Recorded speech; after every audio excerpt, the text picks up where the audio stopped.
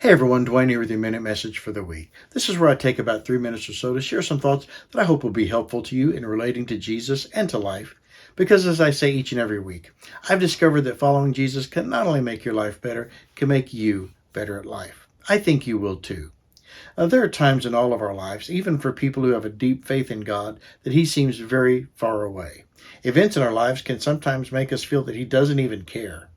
One of the greatest characters in the Bible is David. He was a man of great faith in God, and he was even known as the man after God's own heart. Even with his closeness to the Lord, there were times God felt very distant and unavailable.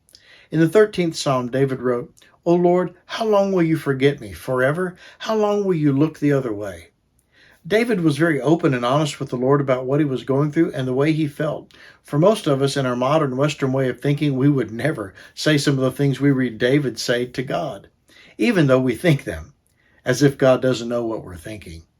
In those times when we feel that God is distant, our response should be to purposely draw near to Him. In the New Testament letter of James chapter 4 and verse 8, James writes, "Draw near to God and He will draw near to you." When we purpose to draw near to God and do those things that help us draw near to Him, our perspective will begin to change. In the last two verses of the 13th Psalm, David purposes to draw near to God and comes to this determined conclusion. "But I trust in your unfailing love. I will rejoice because you've rescued me. I will sing to the Lord because He is good to me."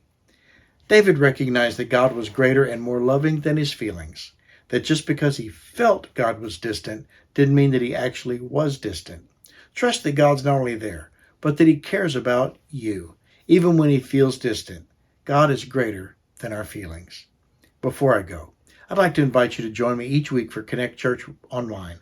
We post weekly each Sunday morning at 10:30 a.m. on connectwaco.com, Facebook, and the Connect Church Waco YouTube channel. I also share them here on my personal page, and they'll be available for you whenever your schedule allows throughout the week. I hope you'll take a look at Connect Church Waco online. Please like, subscribe, and share.